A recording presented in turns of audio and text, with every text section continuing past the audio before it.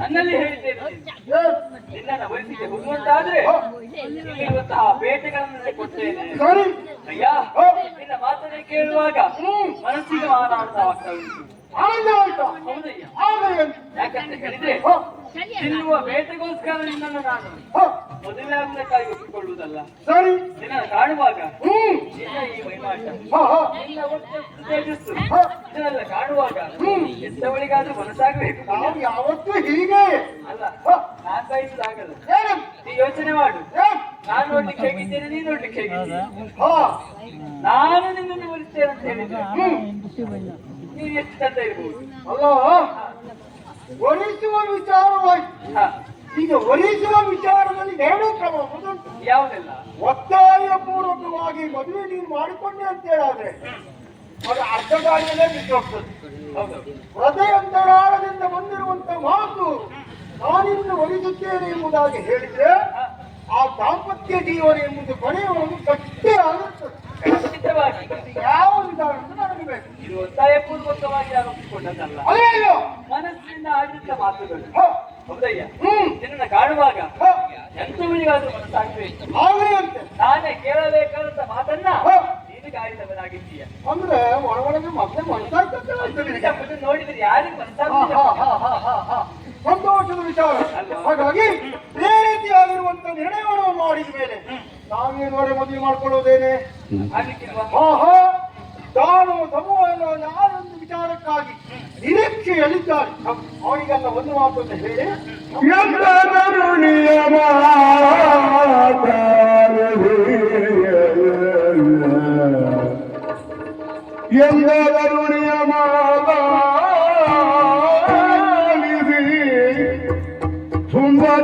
ಸುಂದರಾಂಗಿಯ ವರಿಮೆಯನ್ನುತ್ತ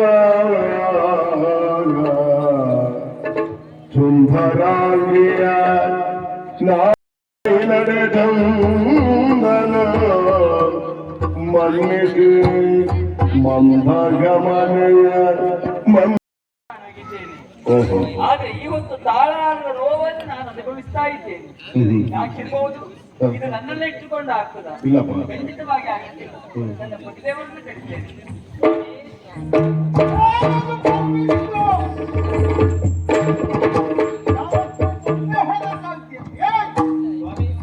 ಈ ರೀತಿಯಾಗಿ ಕರೆಸಿಕೊಳ್ಳಲು ಕಾರಣ ಉಂಟು. ಏನು ಬಲವಾಗಿರುವಂತ ಕಾರಣ ಉಂಟು. ಇಲ್ಲಿವರೆಗಾಗಿ 24 ಮಕ್ಕಳಿಗೆ ಜನ್ಮವನ್ನು ಕೊಟ್ಟವಳು ನಾನಾಗಿದ್ದೇನೆ. ಮಕ್ಕಳ ವಿಚಾರ ನಮಗೆ ಗೊತ್ತಿಲ್ಲದ ವಿಚಾರ ಅಂತ ಮಾಡಿದ್ದೇನೆ. ಇವತ್ತು ಸಿಹಿ ಸುದ್ದಿ ಸ್ವಾಮಿ. ಏನದು ವಿಶೇಷತೆ ಅಂತ ಹೇಳಿದ್ರೆ ನಾನೀಗ 25 ತಿಂಗಳ ಗರ್ಭಿಣಿಯಾಗಿದ್ದೇನೆ. 25ರ ಮಗುವಿನ ಗರ್ಭಿಣಿ. ಹೌದು ಸ್ವಾಮಿ. ವಿಶೇಷ ಇರ್ಬೇಕಲ್ಲ? ವಿಶೇಷವೇ. ಆದರೆ ಇಲ್ಲಿವರೆಗಾಗಿ ಯಾವುದೇ ನೋವುಗಳನ್ನ ನಾನು ಅನುಭವಿಸಿದವಳಲ್ಲ. ಸರಿ. ಆದ್ರೆ ಇವತ್ತು ಈಗ ನೋವನ್ನು ನಾನು ಅನುಭವಿಸ್ತಾ ಇದ್ದೇನೆ. ಪ್ರಸವ ಕಾಲದ ವೇಳೆಗೆ ಈ ರೀತಿಯಾಗಿರುವಂತ ನೋವನ್ನು ಯಾವತ್ತೂ ಕಂಡವರಲ್ಲ ನೀನು. ಹೌದು. ಹಾಗಾದ್ರೆ ಇವತ್ತು ವಿಶೇಷವಾಗಿರುವಂತದ್ದು. ಹೌದು. ವಿಶೇಷತೆ ಎಂಬುದಾಗಿ ನೀನು அறிಯುವುದು ಖಂಡಿತವಾಗಿ ತಾಳಲಾರ ಅನ್ನುವಂತೆ ಹೇಳುವುದ. ಹೌದೌದು. ಸಮಾಧಾನ ಮಾಡ್ಕೊ.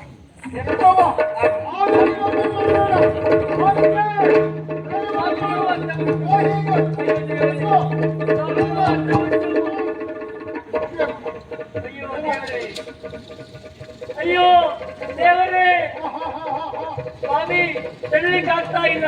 ನೋವಂತ ಬಿಟ್ಟು ಸ್ವಾಮಿ, ನೋವಂತ ಬಿಟ್ಟು ಸ್ವಾಮಿ, ಸ್ವಾಮಿ ತೆರಳಿಕ್ಕಾಗ್ತಾ ಇಲ್ಲ. ಅಯ್ಯೋ ದೇವರೇ, ತೆರಳಿಕ್ಕಾಗ್ತಾ ಇಲ್ಲ, ಆಗ್ತಾ ಇಲ್ಲ, ಆಗ್ತಾ ಇಲ್ಲ.